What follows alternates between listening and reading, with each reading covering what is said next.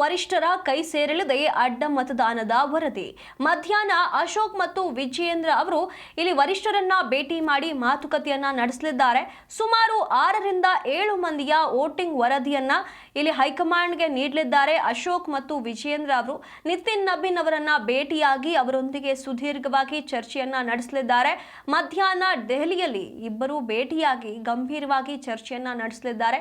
ಇಲ್ಲಿ ಅಡ್ಡ ಮತದಾನದ ವರದಿಯನ್ನ ನೀಡಿದ ಬಳಿಕ ಹೈಕಮಾಂಡ್ ಏನೋ ಒಂದು ಕ್ರಮವನ್ನ ತೆಗೆದುಕೊಳ್ಳಲಿದೆ. ಆ ಕ್ರಮಕ್ಕಾಗಿ ಎಲ್ಲರೂ ಕೂಡ ಕಾಯ್ತಾ ಇದ್ದಾರೆ. ಇಲ್ಲಿ ಈ ಒಂದು ಅಡ್ಡ ಮತದಾನದ ತನಿಖಾ ಪೂರ್ಣಾವಧಿ ಸದ್ಯಕ್ಕೆ ಇಲ್ಲ. ಇಂದು ಸಂಜೆ ಮಧ್ಯಂತರ ವರದಿಯನ್ನ ಸಲ್ಲಿಸಲಿದ್ದಾರೆ. ಇಲ್ಲಿ ಅಶೋಕ್ ಮತ್ತೆ ವಿಜಯೇಂದ್ರ ಇಬ್ಬರು ಕೂಡ ದೆಹಲಿಯಲ್ಲಿ ವರಿಷ್ಠರನ್ನ ಭೇಟಿ ಮಾಡಿ, ಪಕ್ಷದ ಅಧ್ಯಕ್ಷರನ್ನ ಭೇಟಿ ಮಾಡಿ ಅವರಿಗೆ ಈ ಒಂದು ವರದಿಯನ್ನ ಅಡ್ಡ ಮತದಾನದ ವಿಚಾರವಾಗಿ ಏನು ನಿರ್ಧಾರವನ್ನ ಹೈಕಮಾಂಡ್ ತೆಗೆದುಕೊಳ್ಳಬೇಕಿದೆ ಅದಕ್ಕೆ ಒಂದು ವರದಿಯನ್ನ ಸಲ್ಲಿಕೆ ಮಾಡಲಿರುವಂತದ್ದು. ಮಧ್ಯಂತರ ವರದಿಯಲ್ಲಿ ಅಡ್ಡ ಮತದಾನ ಮಾಡಿದವರು ಯಾರು ಎನ್ನುವಂತ ಹೆಸರನ್ನ ಉಲ್ಲೇಖ ಮಾಡಲಾಗುವುದಿಲ್ಲ. ಶಾಸಕರ ಹೆಸರನ್ನ ಉಲ್ಲೇಖಿಸಿಲ್ಲ. ಆದರೆ 5+1 ಅಡ್ಡ ಮತದಾನದ ಮಾಹಿತಿಯನ್ನ ಕಲೆ ಹಾಕಲಾಗಿದೆ. ಲಿಂಗರಾಜ್ ಪಾಟೀಲ್ ಅವರಿಗೆ ನಿಯೋಜನೆ ಆಗಿದ್ದು 30 ಮತಗಳು.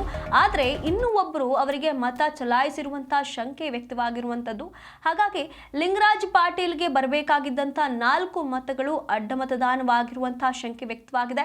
ಹಾಗಾಗಿ ಇದರ ಸಂಬಂಧ ಏನು ಮತದಾನ ಏನಾಗಿದೆ ಅದರ ಬಗ್ಗೆ ಒಂದು ವರದಿಯನ್ನ ತಯಾರಿಸಿ ಹೈಕಮಾಂಡ್ಗೆ ನೀಡಲಾಗುತ್ತೆ. ಅದಾದ ಬಳಿಕ ಇಲ್ಲಿ ಯಾವ ರೀತಿಯಾಗಿ ಅಡ್ಡ ಮತದಾನವಾಗಿದೆ ಇದರ ಬಗ್ಗೆ ಚರ್ಚೆಯನ್ನ ನಡೆಸಿ ಏನು ಕ್ರಮವನ್ನ ತೆಗೆದುಕೊಳ್ಳಬೇಕು ಅದನ್ನ ವರಿಷ್ಠರು ತೆಗೆದುಕೊಳ್ಳಲಿದ್ದಾರೆ. ಇಲ್ಲಿ ಜೆಡಿಎಸ್ಗೆ ಹೋಗಬೇಕಾಗಿದ್ದಂತಹ 1 ಮತ ಕ್ರಾಸ್ ಆಗಿರುವಂತಹ ಸಾಧ್ಯತೆ ಇದೆ. ಹಾಗಾಗಿ ಇದೆಲ್ಲದರ ಬಗ್ಗೆ ಹೈಕಮಾಂಡ್ ಜೊತೆ ಮಾತನಾಡಲಿದ್ದಾರೆ ಅಶೋಕ್ ಮತ್ತೆ ವಿಜಯೇಂದ್ರ.